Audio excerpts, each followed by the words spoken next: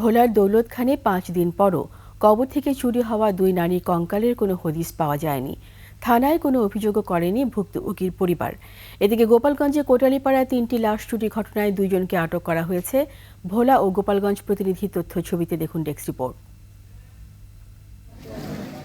শনিবার রাতে ভোলার দৌলতখান উপজেলার জয়নগর মীরবাড়ির পারিবারিক গোরস্থানের ৫টি কবর খুঁড়ে ২ নারীর কঙ্কাল নিয়ে যায় দুর্বৃত্তরা। তাদের মধ্যে শাহনাজ বেগম ১ বছর আগে এবং বিবি হাজেরা ৯ মাস আগে মারা যান।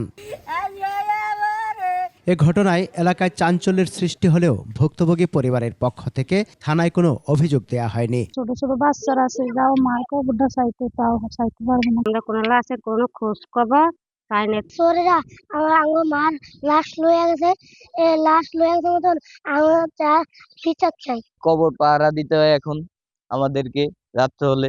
পুলিশে আসছে, আইসা তদন্ত করে গেছে, এই পর্যন্ত আর কোনো হদিস পাইলাম না। থানায় ভুক্তভোগী কোনো পরিবার এখন পর্যন্ত অভিযোগ দেয় নাই, কোনো বিডি করে নাই, কোনো মামলা দায়ের করে নাই। তারপরে আমাদের নজরে আছে, আমরা বিষয়টা তদন্ত করে দেখতেছি। এর আগে ৪ ফেব্রুয়ারি রাতে গোপালগঞ্জের কোটালীপাড়ার পশ্চিম চিত্রাপাড়া কবরস্থানে ৬টি কবর খুঁড়ে ৩টি মরদেহ নিয়ে যায় দুর্বৃত্তরা। এ ঘটনায় স্বজনরা মামলা করলে ২ জনকে আটক করে পুলিশ।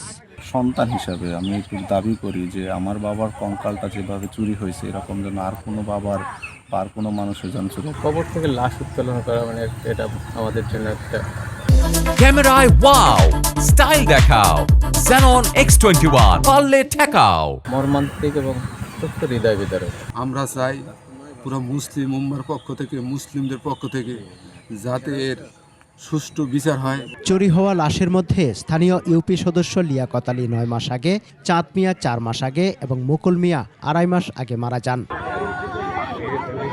সমর ইসলাম, ডেস্ক রিপোর্ট, ২১ টেলিভিশন। ভোলায় গরু চুরির অভিযোগে গণপিটুনিতে ২ জন নিহত হয়েছে। স্থানীয়রা জানান, গভীর রাতে ভোলার তজুমুদ্দিন উপজেলার ভুঁইয়া বাড়িতে গরু চুরি করতে গিয়ে গণপিটুনির শিকার হন নয়ন ও আমির হোসেন। তারা দীর্ঘদিন বিভিন্ন এলাকায় চুরি ও ডাকাতি করে আসছিল বলেও অভিযোগ স্থানীয়দের।